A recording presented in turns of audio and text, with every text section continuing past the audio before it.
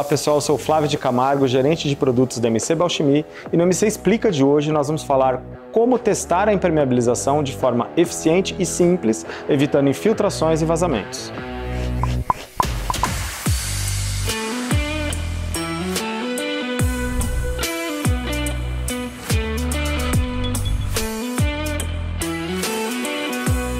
A impermeabilização é essencial para evitar problemas como infiltrações, mofo, bolor e até comprometimento da estrutura.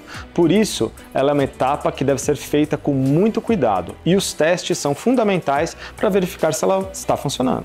A impermeabilização pode ser feita com manta ou com membrana líquida.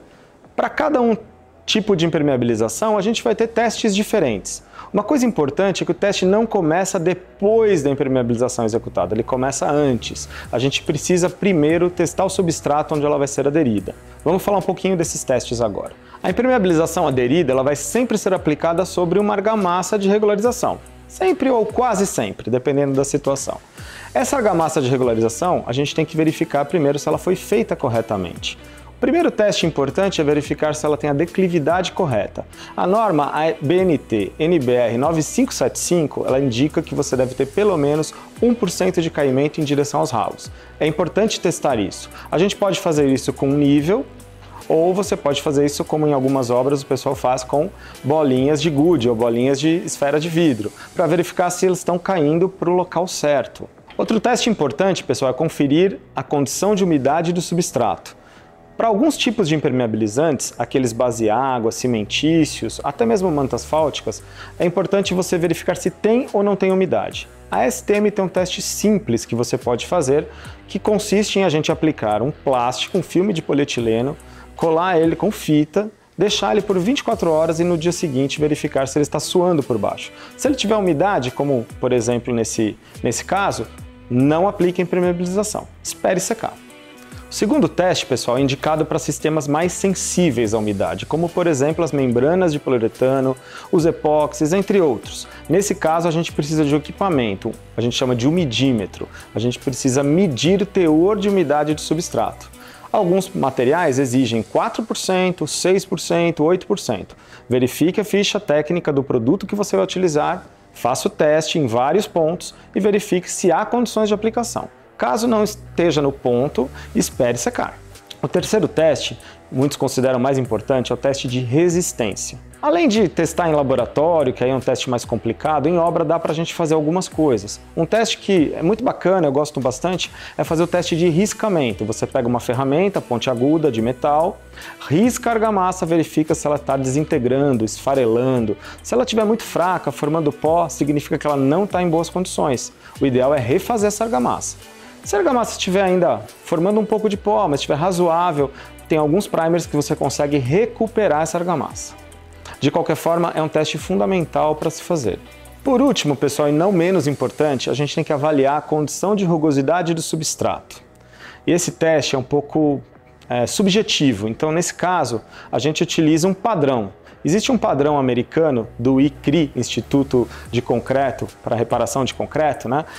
Esse padrão a gente chama de padrão CST. Ele tem vários níveis de rugosidade. Eu vou mostrar aqui para vocês e dá para a gente conhecer um pouquinho qual que é o nível ideal. De acordo com a espessura do impermeabilizante, ele pode ter até um pouquinho mais de regularidade. Mas de uma forma geral, o substrato para o impermeabilizante ele deve estar liso, deve estar regular, não deve estar formando aquelas cavidades, aquelas saliências. Então vamos ver aqui os tipos de substrato ideal, né? Então aqui é o padrão ICRI, né? O padrão CST.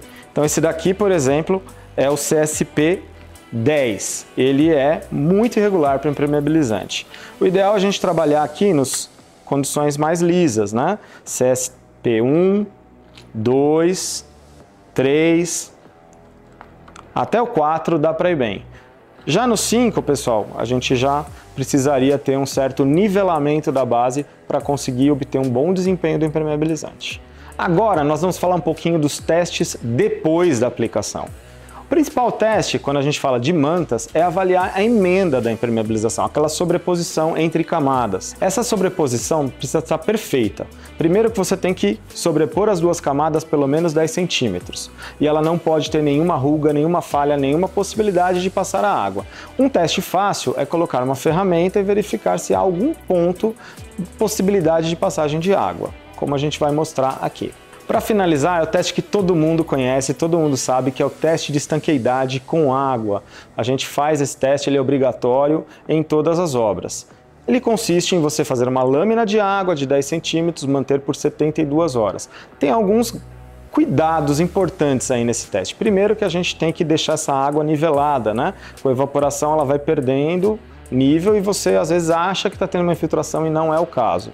Outro ponto importante, a gente precisa deixar extravasores nos ralos, né? Senão no momento de chuva, como tem acontecido no verão, essa água vai entrar, né, para outras áreas, né? Ela vai começar a invadir áreas que você não está testando. Então esses são alguns cuidados. Existem os testes de estanqueidade também, que são feitos por Holiday Detector, detecção de falhas. Tem áreas que não dá para a gente colocar uma lâmina de água, rampas, áreas abauladas, abóbadas, então a gente faz a verificação com teste eletrostático. É uma outra forma de você avaliar se a impermeabilização está íntegra. Bom, agora você já sabe testar a impermeabilização, é só ter sucesso, evitar os problemas, evite todos os problemas, faça os testes e garanta uma impermeabilização segura e eficiente. Gostou desse vídeo, pessoal? Então curta, comenta e compartilha. Até mais!